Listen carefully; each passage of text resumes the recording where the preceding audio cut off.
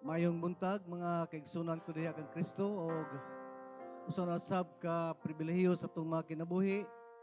Diin kita magasimba sa atong buhi nga Dios tungod sa iyang pagkamayo kanato taliwala sa nagkadaiyang mga pagsulay sa atong mga kinabuhi. Busa mga kahigalaan ko diha Kristo labi na katong mga kaigsunan namo nga nasa tagsatag panimalay atong andamon ang atong mga kagalingon alang sa pagsimba sa atong buhi nga Dios.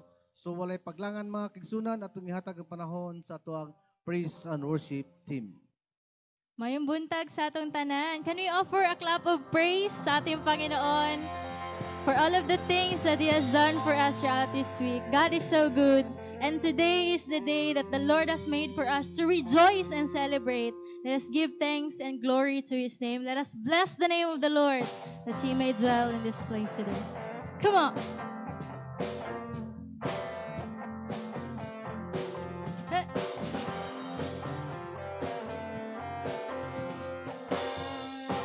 Let's sing it all together. Blessed be the name of the Lord. Blessed be the name of the Lord. Blessed be the name of the Lord. Most High. Blessed be the name of the Lord. Blessed be the name of the Lord. Blessed be the name of the Lord. Most High. The name of the Lord. Name of the Lord is A strong tower. The righteous run into it, and they are saved. The name of the Lord is a strong tower. Yes.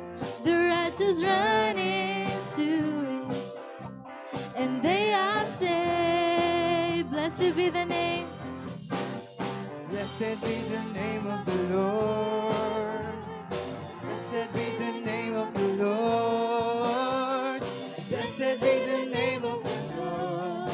Most High. Blessed be the name of the Lord.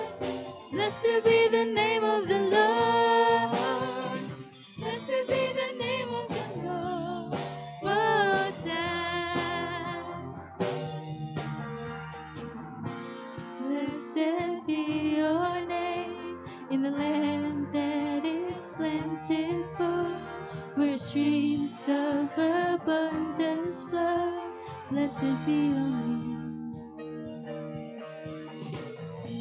Blessed be your name. And out in the desert place, Lord, walk through the wilderness. Blessed be your name. And every blessing you pour out, I'll turn back to praise. When the darkness closes in, Lord, still I will say, blessed be the name of the Lord. Blessed be your name.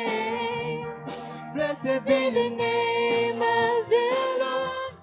Blessed be your glorious name. Blessed be your name. When the sun is shining down on me, when the world is all as it should be. Blessed be your name. Blessed be your name. On the road marked with suffering, though there's pain in the offering, blessed be your name. And every blessing you put out, turn back to praise. When the darkness closes in, still I will sing. Blessed be the name of the Lord. Blessed be your name. Blessed be the name of the Lord. Blessed be your glorious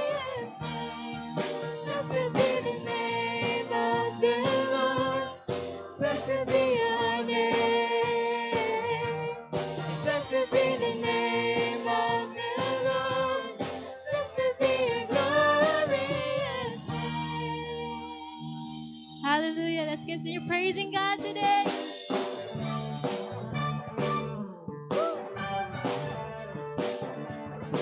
Let your glory reveal to us today, oh God.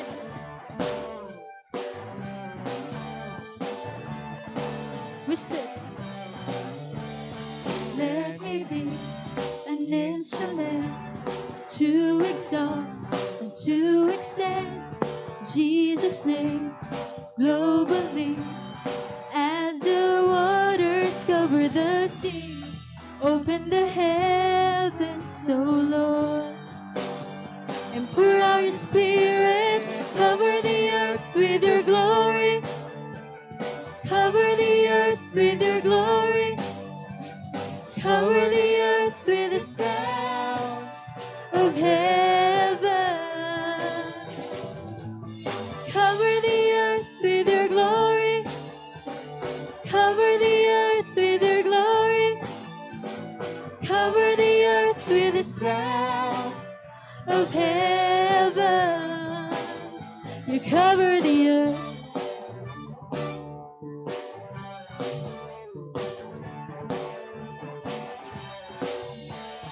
Let me speak what you say. Let the sound prepare the way. Kingdom come globally as the waters cover the sea. Open the heavens, O Lord, and pour out your spirit. Cover the earth with your glory.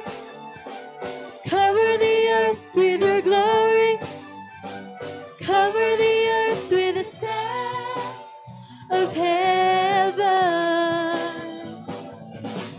All of the earth is yours.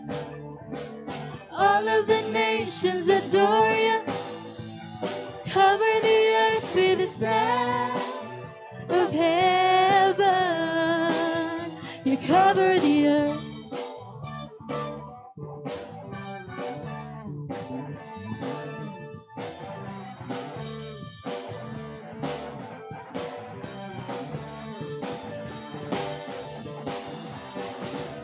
Open up the heavenlies.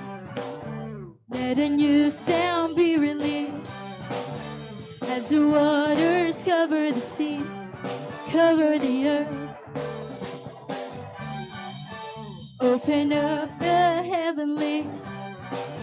Let a new sound be released. As the waters cover the sea, cover the earth. Open up the heavenlies. Let a new sound be released. As the waters cover the sea, cover the earth. Cover the earth. Cover the earth. Cover the earth with your glory. Cover the earth with your glory. Cover the earth with the sound of heaven. All of the earth is yours. All of the nations adore you. Cover the earth with the sound of heaven. You cover the earth.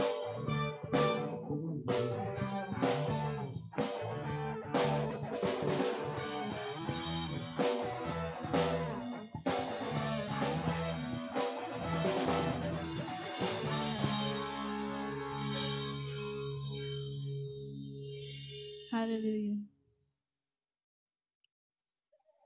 As we continue to enthrone our hearts to God today,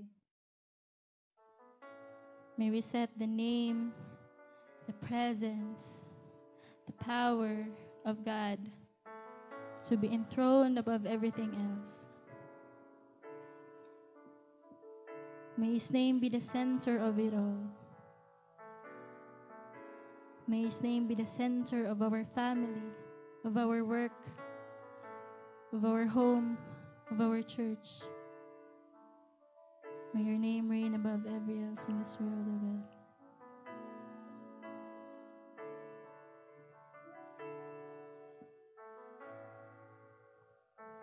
It's in your hearts today.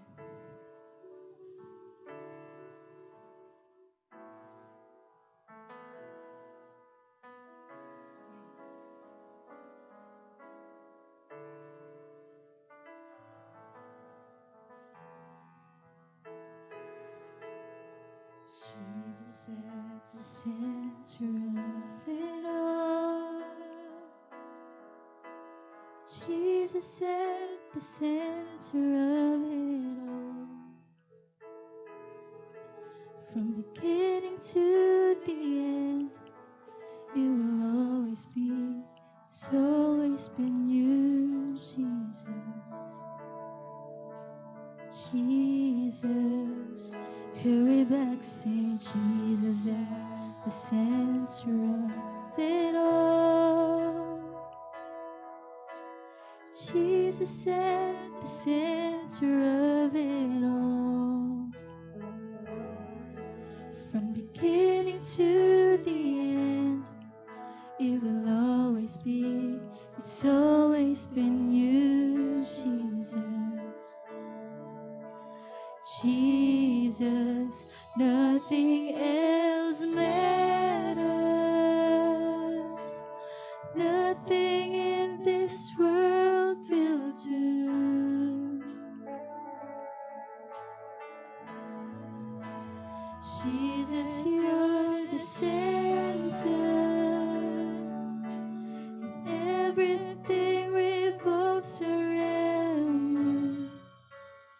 Jesus, you at the center of it all. Center of it all.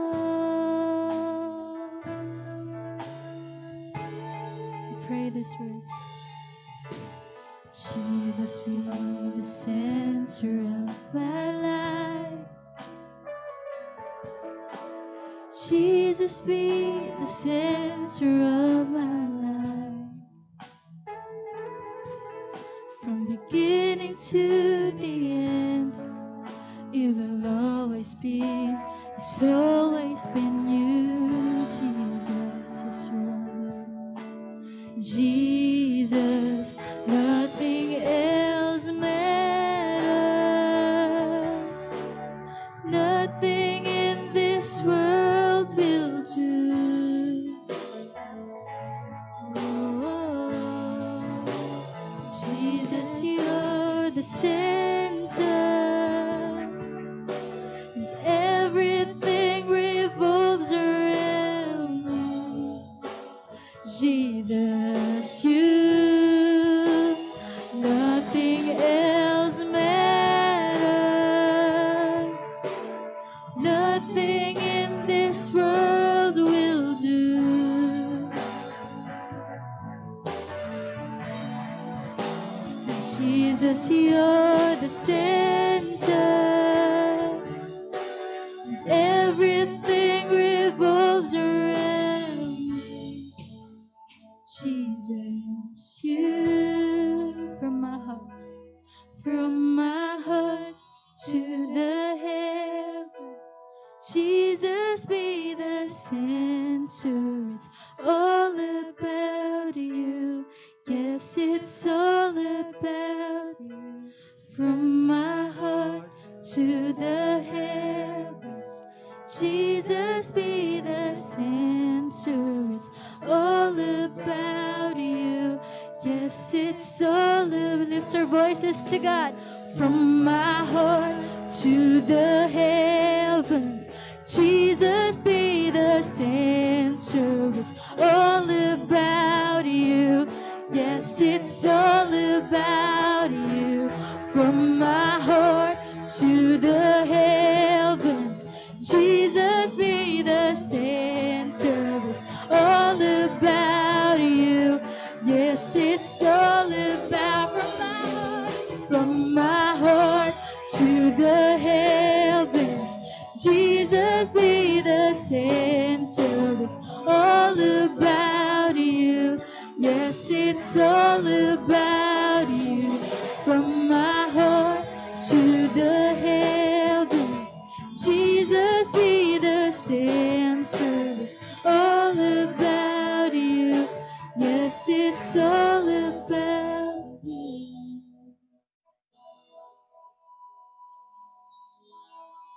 Jesus be the center of our church. Jesus be the center of our church. And every knee will bow, and every tongue shall confess you, Jesus. Amen. Jesus, we declare, Jesus, Jesus.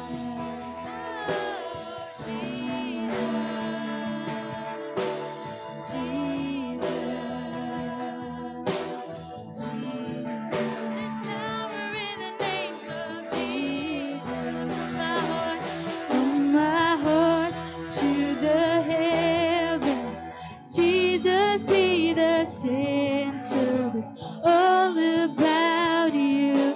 Yes, it's all about. From my heart to the heavens, Jesus be the center. It's all about you. Yes, it's all about. From my heart to the heavens, Jesus be the center. It's all about you. Yes, it's all about you. From my heart to the heavens, Jesus be the center. It's all about you. Yes, it's all about you. From my heart to the heavens, Jesus be the center. It's all about you. Yes, it's all about you.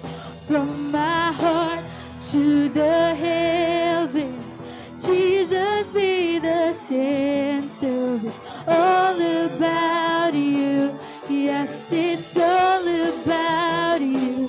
From my heart to the heavens, Jesus be the center. It's all about you. Yes, it's all about you. From my heart to the heavens, Jesus be the center. It's all about you. Yes, it's all about you. Let's offer a clap of praise to God.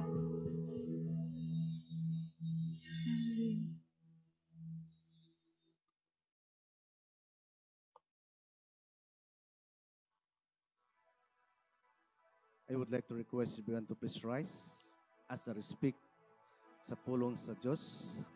Reading is found in the book of John chapter 4, verse 21 up to the following verses, and it says, Woman, Jesus replied, Believe me, a time is coming when you will worship the Father, neither in this mountain nor in Jerusalem.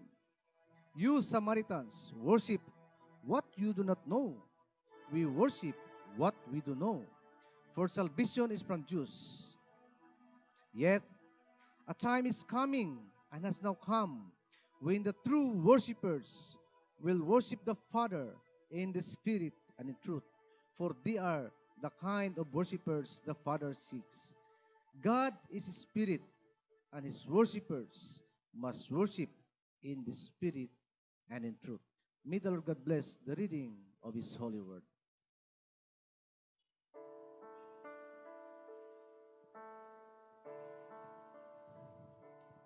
I love you, Lord,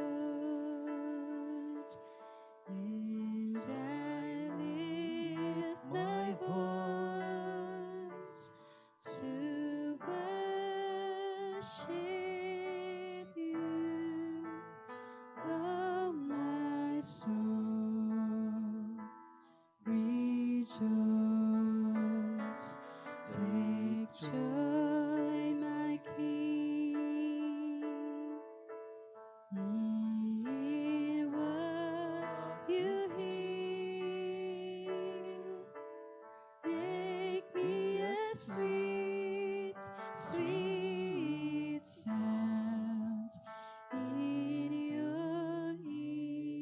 Manampo kita.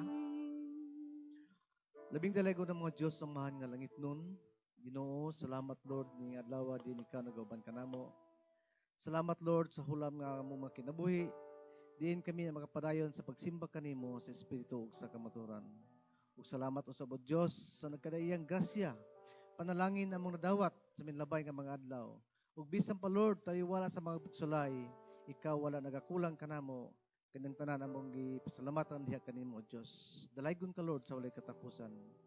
Bisan pamahan ining kabuntagon ang imo mga anak nagapadayon sa pagsimba kanimo sa espiritu ug sa kamaturan. Ako mga pagampo Lord nga ikaw mag-auban sa tanang bahin sa mong panimbahon. Labaw sa tanan namahan ang imong alagad nga pagagamiton. Ginoo sangkapi siya sa kaalam nga lingiton ug panalangin ni siya ug bisan pa Lord siya ang ministeryo sing kinabuhi uban siyang family. Lord, nagaampo sab kanimo nga ang mga kaigsunan nga nakaroon sa tagsa-tagsa ka panimalay nga ikaw mag-uban kanila unta Lord nga ikaw mahimuot sa among paghimuon karon nga kami magasimba kanimo magapaminaw sa mga Kristohanong alawiton. O Lord, among gilauman ang kadaugan ug ang kalampusan sa among panimbahon karon taknaa. Kining tanan among giampo sa ngalan ni Jesus. Amen.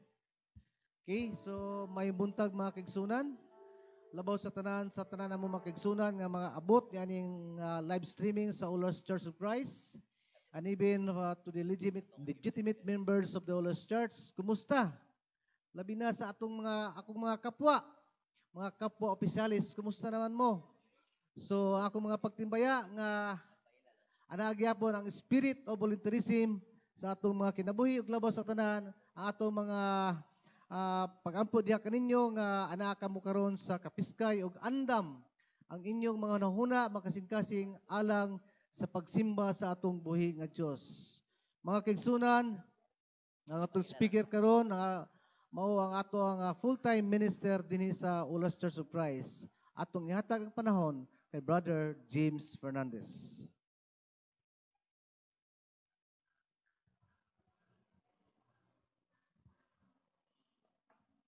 Maayong buntag sa atong tanan.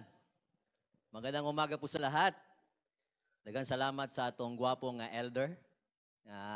Perminti na siya, no? Faithful kay na siya nga naakauban na mo na kauban diri sa atong streaming. And we praise God for His life. Kumusta kayo? Kumusta mo mga kaigsunan? Kumusta mo sa inyong mga balay? Kumusta? Pakitanong sa katabi mo, nagsasawa ka na ba?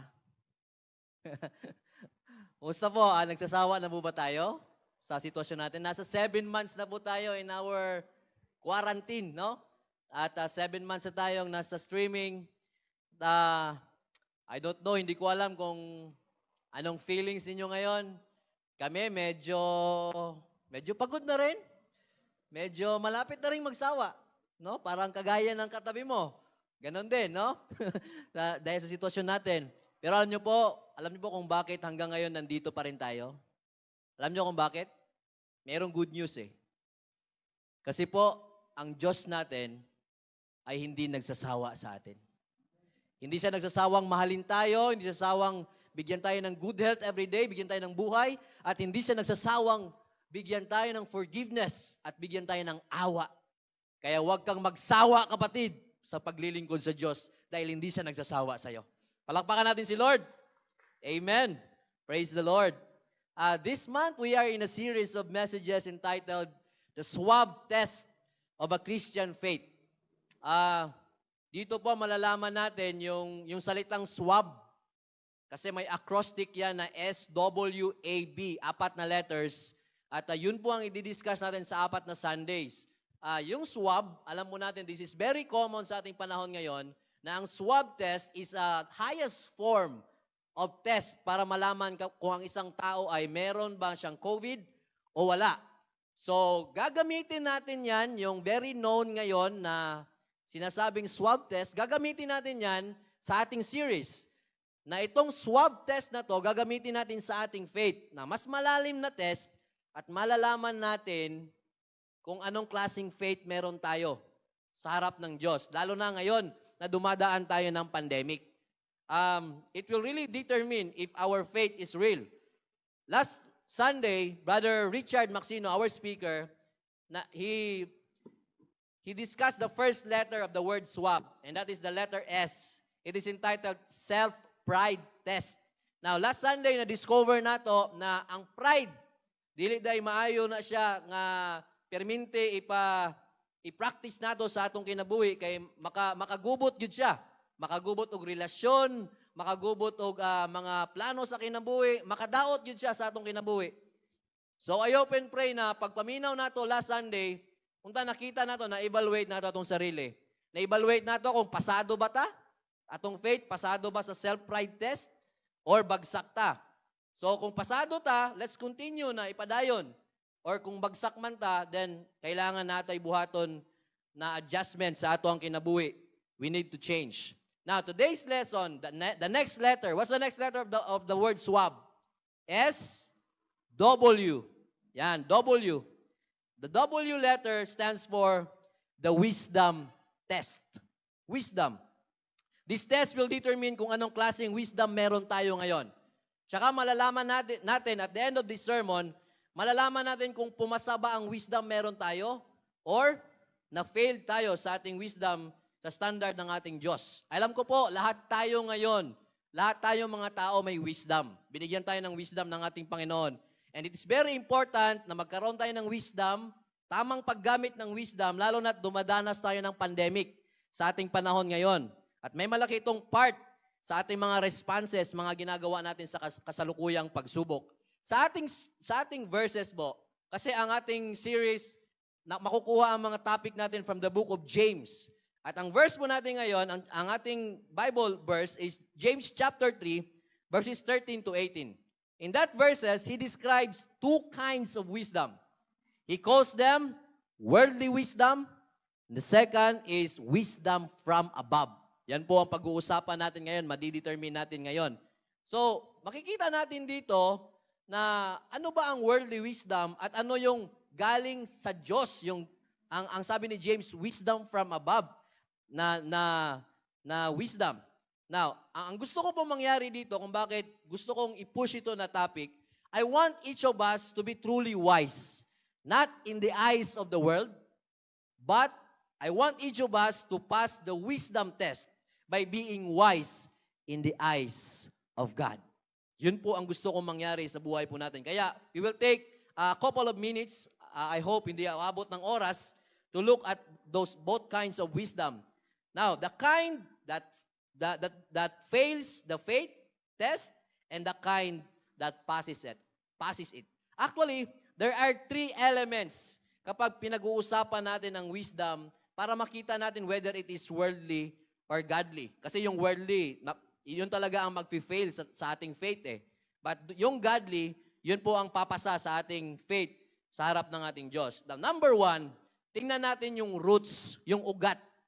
Alam niyo po ba na ang isang puno, hindi po ako farmer, hindi din po ako biologist, pero ang isang puno, according to the research, ang isang tree, ang kanyang ugat ay mas mataas pa.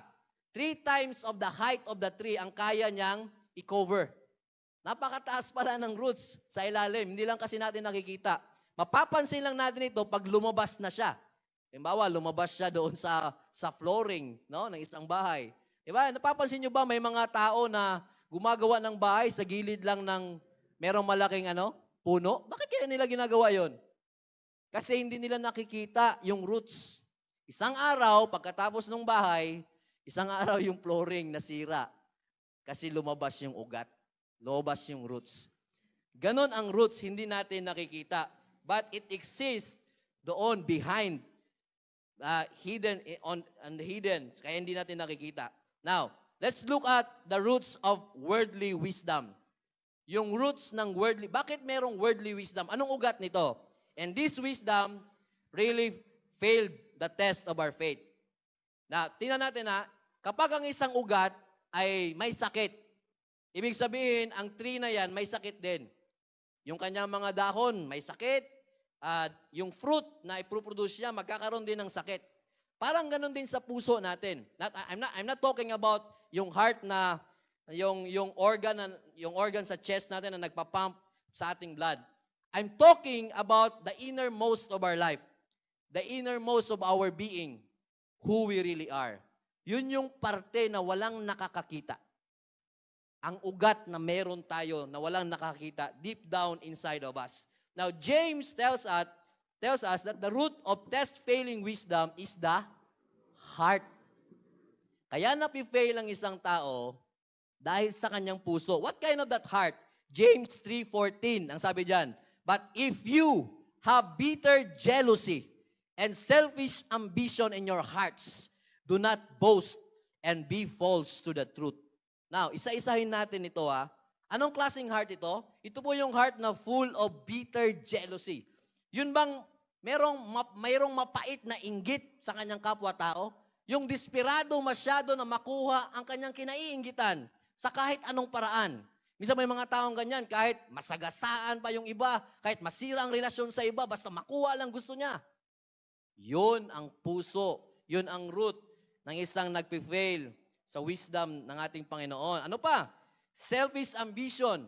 Yung bang siya palagi ang nasa taas. Hindi siya sanay na merong nakakalamang sa kanya. Gusto niya palagi siya ang winner. Now, tanong ko lang, masaya ka ba kung mas maganda ang buhay ng kapitbahay mo kaysa sa'yo? Masaya ka ba or galit na galit ka sa sobrang inggit? Ay, kayo po magsagot nun. Or, makaya ba nibong magpaubos alang sa kaayuhan sa uban? Or gusto nimo ikaw lang pirmi ang nasa taas? The next quality is boastful. Yung bang self-glorifying heart that is arrogant. One that boasts and brags always, na sinasabi niya, tingnan niyo ako. Parang gusto niya, nakafocus sa sarili niya palagi. Gusto niya siya lang palagi ang nasa spotlight. Now, ang tanong, masaya ba tayo na i-appreciate ang gawa ng ibang tao? O gusto natin, tayo lang ang palaging ina-appreciate, yung gawa lang natin? Now, sagutin natin yan. Bitter jealousy, selfish ambition, boastful, that kind of heart is the root of the wrong kind of wisdom. The kind of wisdom that the world glorifies. Kaya ang sabi ni James dito, itong heart na ganito, hindi ito compatible sa isang Kristiyano na katulad mo, katulad ko, katulad nating lahat. This is not compatible. Hindi ito bagay sa isang Christian. Alam niyo kung bakit? As a matter of fact, he says that if you call yourself a Christian that have a heart like that, then you are lying against the truth. Yun po yung sa verse 14 sa last scripture na sabi niya, be false to the truth. Tayo po ay nagsisinungaling sa katotohanan. If we claim we are a Christian at yan ang heart natin ay boastful, mayroong selfish ambition, at mayroong tinatawag na bitter jealousy, nako, nakakasad po na tawagin natin na tayo ay Christian. Sana po ay wala tayong ganon na karakteristik.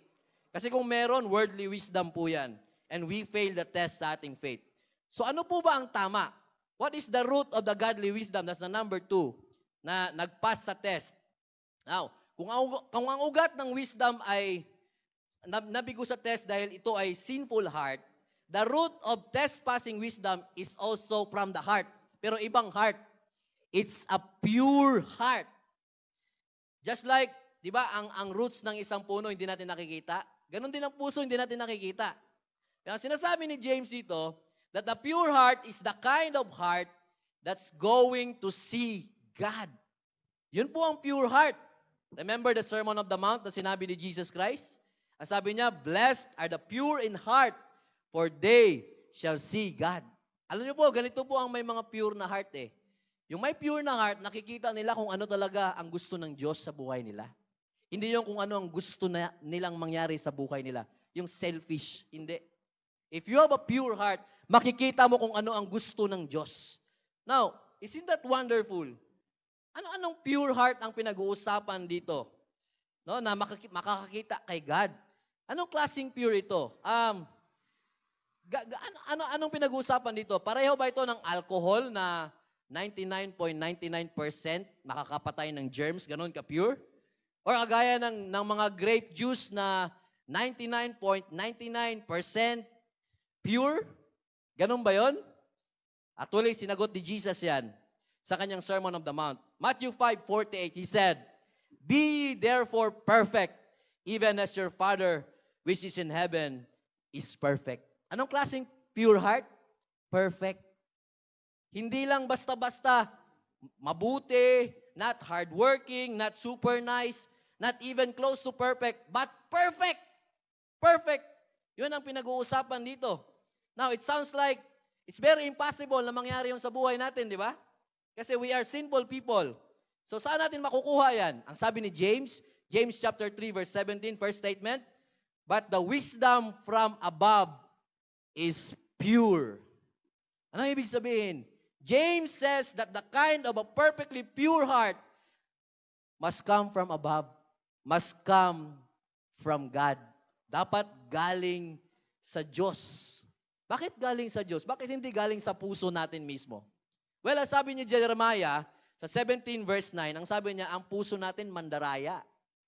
Diba? Totoo. Ang puso natin mandaraya eh. Kapag palaging puso natin ang pinapairal sa buhay, dinadaya tayo, nagkakamali tayo. Kaya sinasabing galing sa Diyos o galing kay Jesus na heart, kasi si Jesus, nagkatawan siyang tao. At alam niya na tayong mga tao, nagkaroon siya ng puso na kagaya natin. At alam niya kung gaano kadesperado ang puso ng isang tao. Ang kaibahan lang kay Jesus, hindi siya nagkasala. Pareho tayong may puso. Si Jesus may puso din. Nung nasa mundo siya, He was tempted many times. Pero hindi rin siya nagkasala. Yun ang pagkakaiba ng Diyos sa atin. Kaya yung puso na galing sa Diyos, yun ang pure. Hindi galing sa bawat isa sa atin. He was tempted in every way, nakagaya natin, except He didn't sin. And because Jesus had a heart of flesh like yours, and because He didn't sin, He is able to take away your desperately wicked heart and give you a new one. Ito po ang good news ngayon. Yes, we have a sinful heart. Pero ang Diyos, meron po siyang kapangyarihan na bigyan tayo ng bagong puso.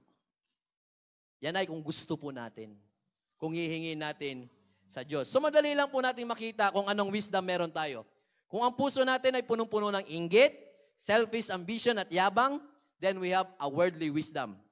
Ngunit kung ang puso natin ay pure, perfect na galing sa Diyos, then we have a godly wisdom. Alam niyo po, ang root ng godly wisdom ay gumagawa ng mga bagay na umaayon sa gusto ng Diyos. Hindi sa makasariling hangarin. Kailangan kay nato ni ba sa atong panahon karon. Kailangan nato mga Christians na mo exercise sa ilahang godly wisdom. Kanang mga tao na makita kung unsa ang gusto sa Ginoo na isulti o ipabuhat sa atong panahon karon, labi na sa pandemic. Now God is really teaching us that the end is near. Pag-abot sa COVID-19, mas gi-emphasize niya nga ang end dool na gyud. In fact, 2,000 years ago, gisulti na ni Jesus that I am coming soon, the end is near. Pag-abot sa COVID, mas na-emphasize nga murag dool na gyud kaayo ang end sa kalibutan. Ang end nimo, ang end nako, ang end natong tanan. You know why? Last week, gisulti ni Brother Richard it was all over the news that one of the most powerful person in the world nagka-COVID, and that is President Trump, the President of United States. That man is very powerful. Pag lumabas po yan, ang daming mga bodyguards niyan. Kung gumagamit man yan ng mask, gumagamit man yan ng ano bang vitamin sa katawan, yung pinaka-the best because he was one of the most powerful person. Kung may protocols yan sa health, may mga kasama yan na very expert sa protocols. Pero bakit nagka-COVID? Bakit? Sinasabi sa ating lahat na kahit the most powerful person sa mundong ito ay pwedeng kunin anytime ng ating Panginoon. Pakisabi sa katabi mo, pwede ka rin kunin ng Diyos. It's very dangerous. Kaya now is the time na mag-isip po tayo ng tama. Now is the time that we need to make sure sa ating relationship sa ato ang Ginoo. Kailangan po ma-make sure natin kung tama ba ang relasyon natin sa Diyos. Hindi pwedeng sa ngayon, hindi pwedeng mag-assume tayo sa atong relationship sa Ginoo. Dili pwede. Uso ba yan na kayo karon kanang mag-assume? Kanang mag-assume nga naa sila pero wala di ay. Sa relasyon nato sa Ginoo, dili pwede mag-assume ta. We need to be sure. And now is the high time na magang serious ta sa atong kinabuhi because the end is coming. Alam niyo po, huwag kang mag-assume sa atong relationship sa Diyos. I-sure mo talaga. I-sure po natin yan. Ito po yung time na dapat punan natin lahat ng ating mga pagkukulang. Ito na yung time. Ito yung time na itama natin ang ating mga pagkakamali in the past. Ito yung time na mas pahalagahan natin ang Diyos kaysa sa isang bagay o kaysa sa mga pansariling kagustuhan natin. Mas pahalagahan natin ang Diyos kasi malapit nang matapos ang mundong ito. Ano po bang ginagawa mo ngayon? Para kay Lord ba yan? Para sa Diyos ba ang ginagawa mo? Be very careful mga kapatid. Kasi isa sa ugat, kapag worldly ang ating buhay, yan ay ugat ng isang worldly wisdom. And it will fail our faith sa ating Diyos. The next element na tingnan natin is the attributes or the qualities. Tingnan po natin una ang qualities ng isang worldly wisdom o kanyang attributes. James 3:15. This is not wisdom that comes down from above, but it is earthly, unspiritual, and it is demonic. Grabe to. The attributes of test-failing wisdom is that earthly, sensual, or devilish, or demonic. Now, throughout the history, tayong mga tao, there are two ways that may dalawang paraan so that we can know things. Number one is by our senses. Una, pag nahawakan natin ng isang bagay, alam natin kung ano to. Matigas ba o hindi. Pag na-smell natin, alam natin kung anong klaseng, mabaho ba o hindi. Pag nakita natin, yun, makikita din natin sa ating mga mata. When we taste it, malalaman natin kung anong lasa nito. And when we hear it, naririnig natin kung anong dapat nating marinig o kung ano yung ingay na yon. Pero lahat ng mga senses ito ay may limitation. There's nothing new under the sun. Yun ang sabi ni Solomon. Solomon said, remember, Solomon is the wisest man in the world. Binigyan siya ng wisdom ng God. Binigyan siya ng wisdom. The problem, he turned from wisdom from above into earthly things, into sensual and devilish. Earthly, that's experiential knowledge. Kaya po sa scripture, Solomon tried his senses to know things in Ecclesiastes chapter 2, verse 10 to 11. Basahin niyo po yan. May limitasyon po ang ating sense. May mga bagay po na hindi natin nakikita with our bare eyes. Kaya nga gumagamit tayo ng microscope para makita natin. We have a lot of limitation. Minsan may naaamoy tayo na akala natin mabaho. Pero pag kinain mo, masarap pala. Parang durian. Di ba? Mabaho, pero masarap pala. Oh? May mga naririnig tayo. Pero hindi rin pwedeng pagkatiwalaan ang lahat ng ating naririnig. Kasi minsan, may mga naririnig tayo na hindi tama. Minsan may nagsabi, gwapo daw yung cameraman ng Ulas Church, si Joshua. Tingnan nyo muna. Pero gwapo naman talaga yan. Di ba? Pero hindi lahat ng naririnig natin, totoo. Kaya limited yan. Ang reason natin yung senses, limited. The next thing na gawin ng tao is he's able to use his reason. Yes, hindi ako nakakita, hindi ko nahawakan yan. Pero alam ko ang answer ng 1 + 1 = 2. That's reasoning. At alam niyo po ba na may limit din ito? Kasi hindi po natin alam lahat ng bagay. Sa Ecclesiastes 2 verse 12 to 15, Solomon attempt at gaining wisdom by relying on his reason. Nagrason siya. Kaya nga, ang tawag ni James dito, that kind of reasoning is sensual.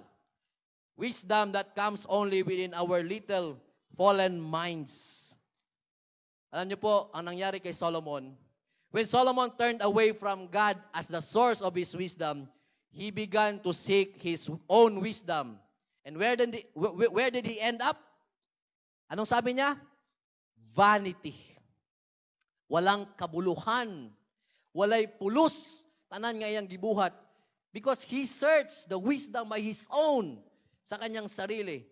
Kaya James called it devilish or evil or earthly things. Yun ang attribute ng isang worldly wisdom. Let's go to the attribute of godly wisdom. James 3:17. Then, peaceable, gentle, open to reason, full of mercy, and good fruits, impartial and sincere. Now, may tatlong bagay po makikita tayo dito sa attributes ng godly wisdom. Una po is empty of self. Ang problema po kasi sa ating mga tao, masyado tayong puno sa ating sarili. Masyado tayong puno sa sarili natin. We are too full of ourselves. We esteem ourselves too highly. Yung bang palagi natin iniisip, ano bang magpapasaya sa akin? Ano ba yung mga bagay na magbibigay ng best sa akin o anong magagawa kong best? Ganon ang palagi natin iniisip. As a matter of fact, kung titingnan natin, si James is talking about ang self-esteem is earthly. It is a sensual wisdom. Esteeming yourself, being full of yourself, is an attribute of test-failing wisdom. Kaya sabi ni James, that test-passing wisdom is empty of self. It is peaceable, it is gentle, it is agreeable. Tingnan mo tingnan mo. Walang peace kung always mong ini-insist ang gusto mo na paraan. Walang peace. You see, walang magiging gentle kung palagi mong dinedepensahan ang rights mo. At walang pagkakaunawaan kung ang gusto mo ay ikaw ang palaging unawain ng iba. Wala. Kaya nga, you can't be peaceable, you can't be gentle, agreeable, if you are not empty of yourself. So anong gagawin natin kapag magiging empty tayo sa sarili natin? That's the number 2 attribute. That is the full of the Holy Spirit. You can only be peaceable, gentle, and agreeable if you are full of the Holy Spirit. Now, the only way to empty your heart that is full of yourself is to replace it. Ano ibig sabihin ng replace? Tanggalon natong kasing-kasing? No. Replace the one you're esteeming. Instead of esteeming yourself, esteem Christ. Instead nga, nakafocus ka sa imong sarili, dapat mas nakafocus ka kung saan gusto sa Ginoo. Kaya nga po, kailangan nating maging empty sa ating mga sarili para mapuno tayo ng Espiritu ng Diyos. Yan ang quality ng isang godly wisdom. Pag umabot sa point na ang gusto na ng Diyos, ang palagi mong, ang focus mo, yun na ang focus ng buhay mo, ito ba ay magugustuhan ba ng Diyos? Magiging masaya ba ang Diyos kung gagawin ko to? Kung yan na, then you have the attribute of godly wisdom. Number 3, ito po yung pangatlo, and this is the last, na makikita natin kung worldly ba tayo o godly. The fruits. Ito po yung pinaka-final. Yung roots, hindi natin nakikita eh. Yung bunga, hindi natin nakikita. The attributes, medyo. Pero itong fruits, makikita talaga. The fact na tayo ay niligtas ng Diyos o ni Jesus, hindi siya nag-require sa atin ng something na mark para ma-identify na tayo ay mga Christian. Actually, on one occasion, Jesus said that we will be known by our fruit. We will be known by the way we act, by the things we do. Makikilala tayo, depende sa ating mga gawi o sa ating mga ginagawa sa buhay. Minsan hindi natin nakikita talaga ang roots ng isang kahoy. Pero nakikita natin ang bunga nito. At diyan natin ma-identify kung anong klaseng wisdom meron tayo. Let's discuss first the fruits of worldly wisdom. And this worldly wisdom failed the test of our faith. James 3:16. For where jealousy and selfish ambition exist, there will be disorder and every vile. Ibig sabihin po, kapag masama o bulok ang ugat, masama at bulok din ang bunga nito. A tree with diseased fruits is going to do one of the two things. It's either won't produce fruit or it will produce shriveled, diseased fruit. Now, this is the difference between the tree at saka sa ating mga tao. Ang tree, ang kahoy, kapag may problema ang kanyang ugat, minsan hindi ito nabubuhay, namamatay ito. Or kung mabuhay man, magkakaroon siya ng bunga na hindi maganda. Or hindi siya mamumunga. Ang tao iba. Kahit ang ugat o ang puso natin ay masama, talagang nagbubunga ito. Ito ang danger eh. No matter how sick, selfish, and diseased heart is, this person will really produce fruit. Now, what kind of fruit is that? Anong klaseng bunga po yan? Galatians 5:19-21. Now the works of the flesh are evident. Sexual immorality, impurity, sensuality, idolatry, sorcery, enmity, strife, jealousy, fits of anger, rivalries, dissensions, divisions, envy, drunkenness, orgies, and things like this. I warn you, listen to this, as I warned you before, that those do such thing will not inherit the kingdom of God. Yung may mga bunga po na ganon sa buhay ay hindi makakapasok doon sa langit. And that means, lahat ng bunga na binasa ko, na nasa screen po ninyo, ang result po niyan ay confusion, disorder, or chaos. Remember, my friend, if every place that you go, there is a pattern of confusion and disorder and chaos, you need to check your heart. Totoo yun. Kung ikaw, kahit saan ka pumunta, nagkakaroon ng gulo, nagkakaroon ng chaos, you need to check your heart. Alam niyo po, totoong nangyayari ito sa buhay po natin. Totoo po ito. Kaya minsan nagkakagulo-gulo ang buhay natin dahil may mali sa ating puso. Muna usahay kita mga tao, na yung mga tao nga magpatong-patong ang ilang mga utang. Nga naman, tungod sa sobrang kasina. Sobrang kaibog. Dili gusto malamangan. Nakapalit og bike iyang silingan, palit mo siya bike. Nakapalit og bulak iyang silingan, palit mo siya bulak. Palabuan yun niya. Ang nahitabo, nagkapatong-patong ang utang. Nagkalisod-lisod. Na yung mga tao na ingana. Na po yung mga tao nga social climber. Kabalo mo sa ng social climber? Bisag dili bagay siyang kinabuhi, buhaton yun niya para makasabay siya sa uban. Bisag dili niya kaya, pugson yun niya. Para makasabay siya, para maingon nga in siya. Muna, unsay nahimong resulta? Nagkadipo-dipo samot ang kinabuhi. Ha? Namoy kailay ngay ngana? Kat-kat pa more. Kat-kat pa. Muna, magkalisod-lisod ang kinabuhi nato. I tell you, nagkagidlay atong kinabuhi, magkapait-pait gyud kung naay problema ang ato ang kasing-kasing. I call it self-inflicted wounds. Kanang murag ikaw ray nagsamad sa imong kaugalingon. Kabalo ka nga di nimo kaya pero pugson gyud nimo. And this is the real thing ha. Minsan tayo ang nagdesisyon. Tayo. Pero minsan ang nagsasuffer yung mga kasama natin. Kung ikaw isang mother, ikaw isang father, at meron kang puso na ganon, ayaw mo magpalamang, social climber ka, kawawa ang mga anak mo. Imbis makakaon og fried chicken, ulo sa bulinaw ang sigig kaon. Kay taas kig pangarap ang ginikanan. Let's be careful about it. That is a worldly wisdom. Ito pa, importante ito. Maging careful po tayo sa ating pakikipagkaibigan. There's a hint. Meron akong hint na ibinigay si James dito. Kung may kaibigan ka at kasama mo siya, at kung kasama mo siya, palaging may gulo, umiwas ka na. May COVID siya. May virus siya na magpapagulo sa buhay mo. Ano sabi ni James?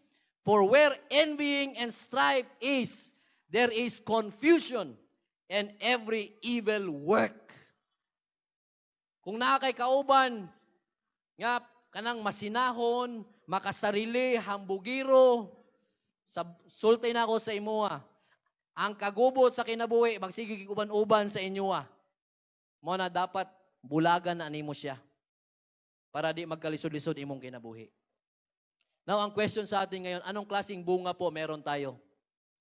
Anong klaseng bunga meron tayo? Or, para mas madaling intindihan, ano bang ginagawa natin ngayon bilang isang Kristiyano? Sa lahat ba ng ginagawa natin, may peace po ba tayo? Meron po bang kapayapaan ang lahat ng ginagawa natin? Nangutang tayo ng 1 million, may peace ka ba? Kung may peace ka sa buhay mo, go for it. Pero kung wala, be honest to yourself. The wisdom you have is a worldly wisdom. Now, this is the good news. May bunga po ang godly wisdom. James 3:18. Peacemakers who sow in peace reap a harvest of righteousness. Trespassing wisdom has fruits. What kind of fruit? The fruit of righteousness. Kanina binasa natin sa Galatians 5:19 to 21 yung mga bunga ng ng evil, ng masamang puso. Ito naman babasahin natin ang fruit of righteousness. Galatians 5:22 to 23, very common scripture. But the fruit of the Spirit is love, joy, peace, patience, kindness, goodness, faithfulness, gentleness, self-control. Against such things there is no law. That is the fruit of righteousness looks like. The fruit of the Spirit is one fruit that manifests itself in all those different ways. Notice yung binasa ko kanina sa Galatians, hindi binanggit dyan ang word na righteousness. Alam niyo po kung bakit? It isn't listed because the fruit of righteousness that James talks about is the same fruit of the Spirit that Paul talks in Galatians. And it is also the same fruit na sinabi ni Jesus Christ sa Matthew 5:16, Blessed are they which do hunger and thirst after righteousness, for they shall be filled. Tanong ko po ngayon sa atin lahat. Saan po tayo gutom? Saan po tayo gutom? Ano pong bagay ang kinikrave natin sa buhay? Is it godly or is it worldly? Saan po ba gutom ang buhay natin? Alam niyo po, James likens it to your the fruit being planted.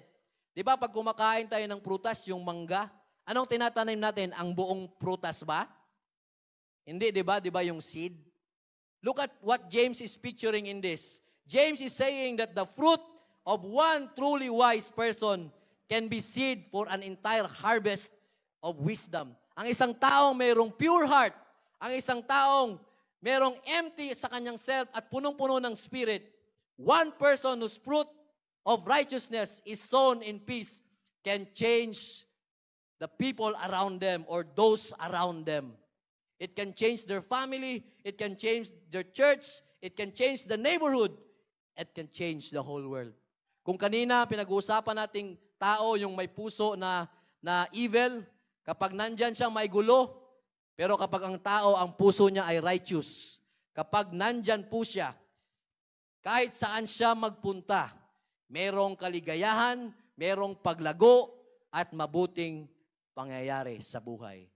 Actually, binanggit po yan sa Psalms, na ang taong yan ay hindi nauuhaw kasi parang nasa streams of water siya. Yan ang sabi ni David. Now, who is wise man now sa atin? And what is wisdom? Alam niyo po, it is very interesting. Ang nadalawang tao sa mundo na kilala being wise ay nagtanong din kung what is wisdom. Nagtanong din sa buhay nila, what is wisdom? First is Solomon. Solomon asked in Ecclesiastes 8 verse 1.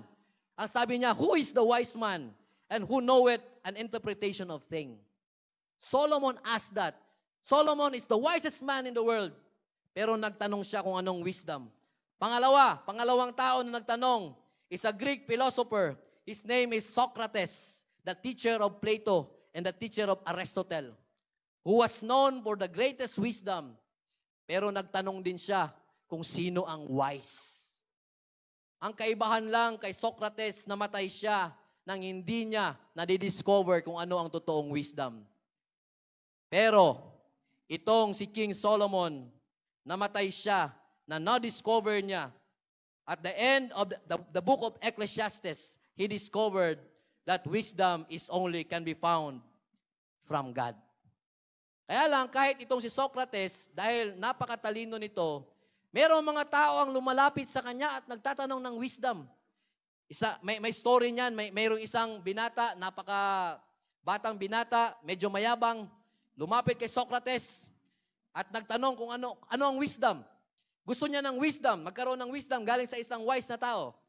Dinala siya ni Socrates sa dagat na ang tubig ay hanggang dibdib. Nilubog siya ni Socrates for 30 seconds. After 30 seconds, pinalabas yung bata, tinanong, anong gusto mo? Sabi ng bata, I want wisdom, oh great Socrates. I want wisdom. Nilubog ulit, 40 seconds, 50 seconds, paglabas, Medyo nahirapan. Tinanong, anong gusto mo? Nahirapan yung bata. Maya-maya, sumagot pa rin. Wisdom, O great Socrates. Inulit na naman, 1 minuto. Nilubog ni Socrates sa tubig. Paglabas, hindi na makasalita. Ang sabi niya, I need air. I need air. Anong lesson sinasabi dito ni Socrates? When you desire wisdom as much as you desired air, then you will have it. Totoo yun. Uhaw ka ba sa righteousness? Uhaw ka ba sa wisdom? Ang sabi ni God, ask me at ibibigay ko sa'yo. Take note of this, ha? Di ba yung hangin? Libre lang ito, nilalanghap natin, the oxygen. Pero pag magka-COVID ka na at mahirapan kang maghinga, hahanap-hanapin mo yung hangin, yung oxygen na napaka-importante pala sa buhay mo nun. Ganon po ang wisdom sa buhay natin, mga kapatid. The godly wisdom is available for us. Kaya lang, kung hindi ka gutom doon sa wisdom na yon, hindi mo makakamit ang godly wisdom. Seek God's wisdom from above like a drawing man seeks air. I tell you, you don't think you can do much for the kingdom of God? May magagawa po tayo. We just need to ask God. We just need to have a hunger. Kanang gutom kay ka sa righteousness sa Ginoo. Kabalo ka ng gutom kayo nga tao, manglungkab yun na. Pag gutom kayo, bisag unsa mo, buhat o paraan para makakaon lang. Ingana unta dapat ang pag-crave na to sa wisdom sa Ginoo. Dili kay pag matawag Domingo, murag tapulan pa kayo, magpindot na lang gani unta sa cellphone para mo tanaw sa live. Dili pag yun maka-live. Dili pag yun maka-join sa live, malate pag yun. Mo na gigutom sa wisdom sa Ginoo? Kanang gutom gani, kanang buntag sayo pa lang mata na, ready na, wala pa nag-post si Brother Joshua og please stand by for live. Naka-ready na. Ingana unta ta kagutom mga igsoon. Now I would like to close my sermon by a very common story, the parable of the 10 virgins. Now Jesus teach parables para mas maintindihan po natin ang kingdom of heaven. He said that, ang sabi ni Jesus, na ang kingdom of heaven is like the 10 virgins. At alam po natin ang story, i-review ko lang. May 10 virgins or bridesmaid naghihintay sa kanang groom. Naghihintay sa groom. Ang 5 tinawag na wise, kasi yung 5 na yon naghanda ng lamp at nag-reserve sila ng oil. Hindi basta-bastang reserve. They put a lot of jars of oils para sa kanilang lamp. Itong 5 naman tinawag na foolish. Kasi yung 5 na yon, ang gi-prepare lang nila lamp. Ang problema, habang umiilaw ang kanilang lamp, natagalan yung groom, yung bridegroom, natagalan. Dumating hating gabi na. Ang nangyari nung gumising silang lahat, yung 5 wise na virgin o bridesmaid, naka-ready at meron silang refill sa kanilang oils. The problem with 5 foolish bride o virgins, naubos ng kanilang oil. They asked those 5 wise na kung pwede makahingi sila. Pero ang sabi nila, it is only enough for everyone of us, for all of us. Kaya bumili sila, nagbili. Nung papunta sila, yung 5 foolish, padulong pa lang sila magpalit. Dumating na yung groom. At nakapasok na yung 5 na wise na virgin. At nakasirado na ang door. Ngayon, pagbalik ng 5 foolish na virgin, nakasirado na ang door, kumatok sila. Ang sabi ni Jesus, hindi ko kayo kilala. Hindi ko kayo kilala. And the last word, doon sa verse 13, ang sabi, therefore, keep watch, because you do not know the day or the hour. Now, mapapansin po natin sa parable na lahat sila may wisdom. Lahat sila may information kung anong dapat gawin. Kasi ang wisdom kasi, ang godly wisdom is doing the right things to do in front of God. Alam nila na dapat mag-provide sila ng lamp at mag-provide sila ng oil. Kaya lang, ang 5 foolish na yon ay hindi nag-provide ng oil. Now, maalala po natin that being wise is always ready. Ang wise na tao, laging handa, laging may reserve, palaging alert, at serious sa kanyang preparation that he want always to give the best to his master. Ganon po ang wise na isang tao. Pero yung foolish na mga tao, they are unprepared. Hindi nakahanda. They always take for granted kung anong meron. They are very relaxed spiritually. They are worldly. They settle for mediocrity. Kaya pagdating ng groom, anong nangyari? Nahuli sila. Mga kapatid, we are in the end times now. And we need to prepare. We need to prepare for our own passing. We need to prepare for the end sa atong mga kinabuhi. Kailangan po mag-provide ta, mag-andam ta og jars of oil. Mag-andam ta sa atong kaugalingon. Sultian ta mo, naagyo yung mga tao nga di makaandam. Unya, sa ulahin na sila mulihok, pero wala na. Dili na sila kasulod. Nang hinaot ko, I hope and pray na ang mga nagatanaw karon, I hope and pray na wala ta didto sa maulahi sa ato ang move diya sa atong pag-serve sa Ginoo. Now is the time to give our best to our Master. Let's ask God for the godly wisdom para magawa natin ang tama, especially as we continue to face this pandemic. God bless to everyone. To God be the glory.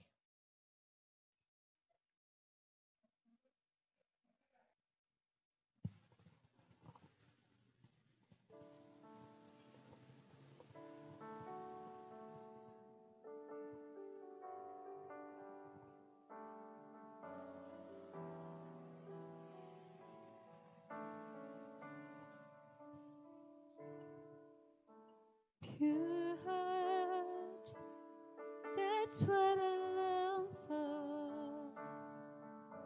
A heart that follows hard after thee.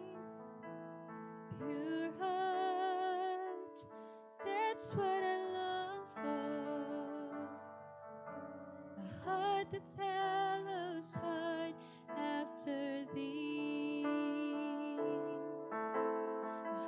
That hides your word, so that sin will not come in. A heart that's undivided, but one you rule and reign. A heart that beats compassion, that pleases you, my Lord. Sweet aroma of worship that rises to your throne. A heart that hides your word, so that sin will not come in. A heart that's undivided, but one you rule and reign. A heart that beats compassion, that pleases you, my Lord. A sweet aroma of worship that rises to your throne.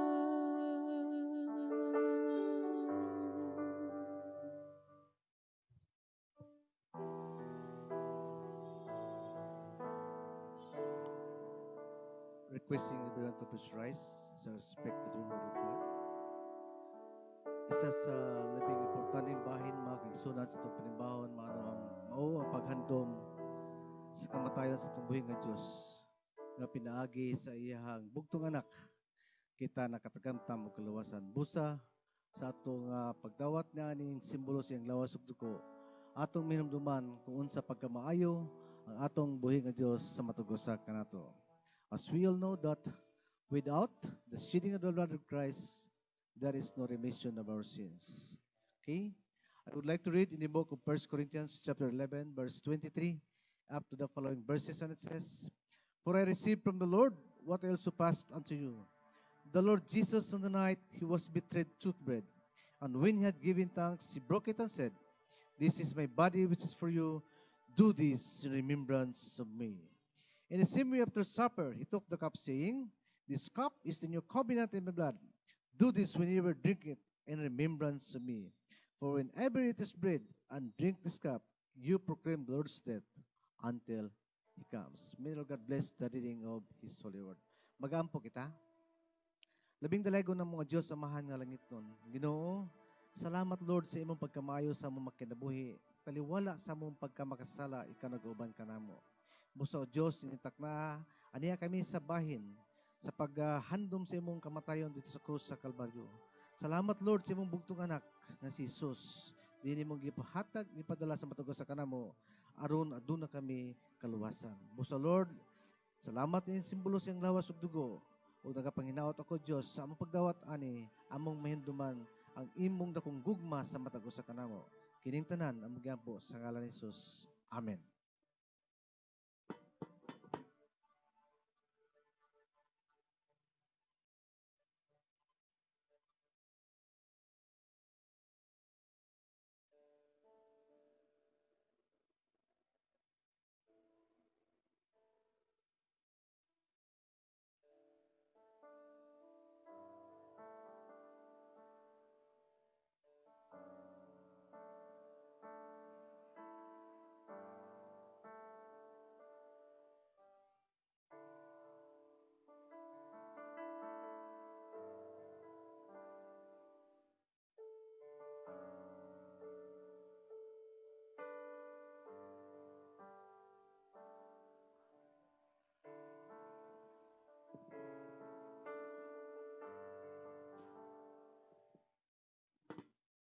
Okay, so padayon ta makigsunan sa ato ang panimbahon karon o ato ta sa pagkolekta sa ato ang tithes and offering. Okay, so atong basahon diya sa 1 Corinthians chapter 16 verse 1 and 2. And this is a very clear instructions for us Christians to do. Now about the collection for the Lord's people, do what I told the Galatian churches to do. On the first day of every week, each one of you should set aside a sum of money in keeping with your income, saving it up so that when I come, no collections will have to be made. Middle sa pandareading of His holy word.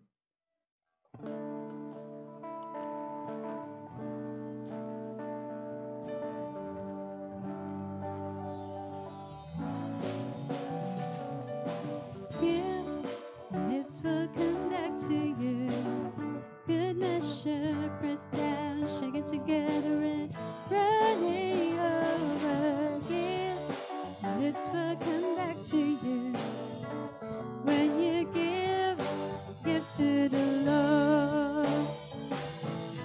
Give, and it will come back to you. Good measure, pressed down, shaken together, and running over. Give, and it will come back to you. When you give to the Lord. When you give to the Lord. When you give to the Lord. Amen. Are you blessed today?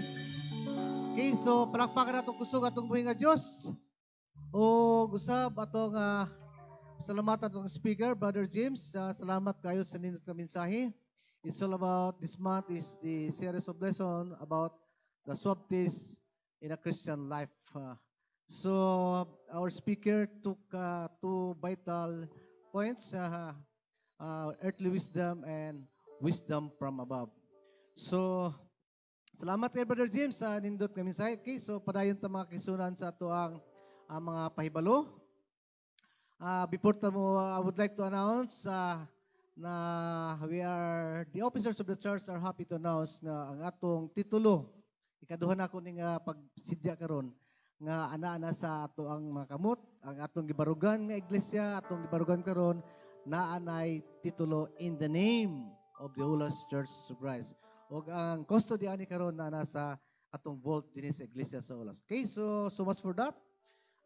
Makigsunan, still we are on live streaming. We have several online services or online ministries. First, we have the worship celebration every Sunday at 9 a.m. Second one is the Bible verse lesson every Tuesday, 7:30 p.m. The third one is the cottage prayer lesson every Wednesday, 7:30 p.m. Then songs meditation every Thursday, 7:30 p.m. Then the fifth one is the Christian Youth Fellowship every Friday, 7:30 p.m. We have also the Ola's Children's Sunday School is also available through blended learning and module and online. Okay? So, again, sa ato ang ipahibalo katong sa ato ang tithes and offering, sa mga kaigsunan natong nga pwede mo drop by diri sa iglesia or magpakolekta mo, the officers are ready for you to serve para mag-collect sa inyong tithes and offering. Okay? Again, requesting everyone to please rise. Then, let us close with a word of prayer. Almighty God, our loving Heavenly Father, Lord, thank you so much for allowing ourselves to call the holy name. And thank you so much, Lord, for this wonderful time and opportunity that we could be able to praise you and worship you today. Thank you for the words of God na among napatalinghugan. Ug salamat sa imong alagad na imong gigamit karon sa pagbantala sa mayong balita. Bisan po Dios, panalangin nimo siya uban siyang family ug siyang ministries. Father, I pray sa among mga kaigsunan nga sa tagsa-tagsa kapanimalay, uban ni sila Lord, tabangi sila bisan pa Lord sa ilang mga panginahanglanon, sa ilang mga kinabuhi o bisan pa amahan among gipadayon sa pagampo Lord, ang mga kaigsunan nga dunay mga sakit kaduntak na Lord, hikapa o tagai sila og mga hinabag nga gikan kanimo pinaagi sa mga tambal o sa doktor na imong pagagipon as an instrument for their healing, O Father. Lord, nagampo kanimo nga bisan pa Lord ining crisis karon sa among taliwala unta Dios nga ang government authority makadiscover na og medicine ron we could be able to worship you freely Lord sa among corporate worship. At this point in time, Father, among ipabot diya kanimo nga ikaw magapanalangin sa tanan mga frontliners and even, O Father God, sa mga nurses and doctors nga nagapadayon sa pagsugpo sa maong COVID-19. Bisan pa Lord sa among spiritual frontliners, i-bless them Lord ang among full-time workers in this church. Father, nagampo kanimo Lord nga ikaw magabless usab sa tanan namong mga ibalik tinipik ang kinitaan ikaw magapanalangin sa nagkadiyang matang sa among panginabuhian. Lord, sa among pagpanguli, panalinginan mo kami o giyahan mo kami na walay makaulang sa among kinabuhi. Ang among mga pagampo, Lord, nga among mabalon ang tanan pulong among napatalinghogan karon. Ang nungog himaya among ibalik sa ngalan ni Jesus. Amen.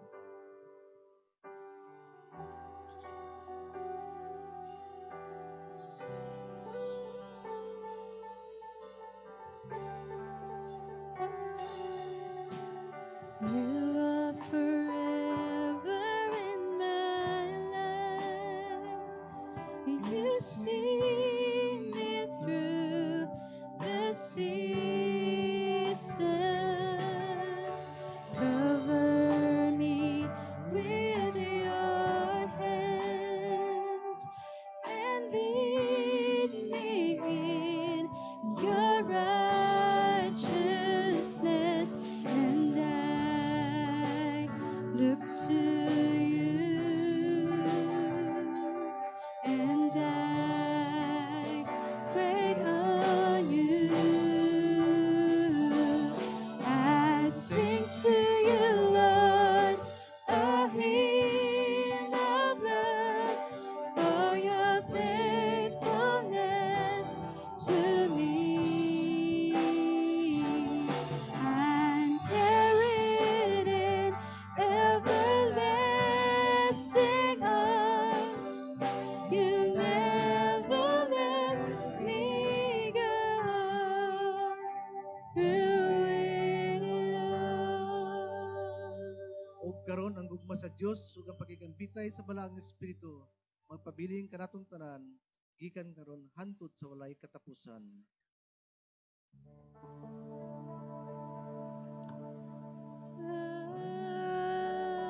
Amen. Amen.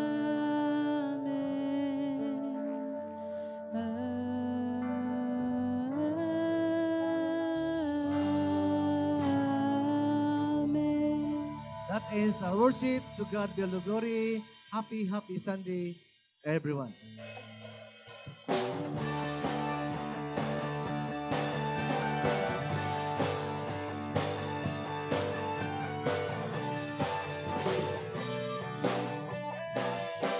Hallelujah. Cover the earth with your glory. Cover the earth with your glory.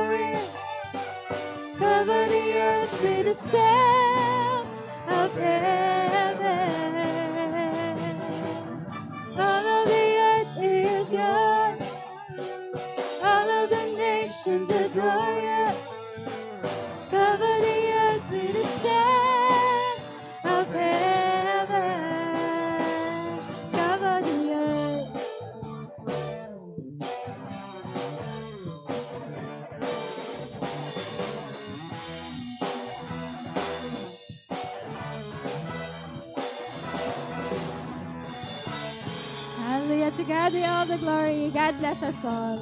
Mayong buntag.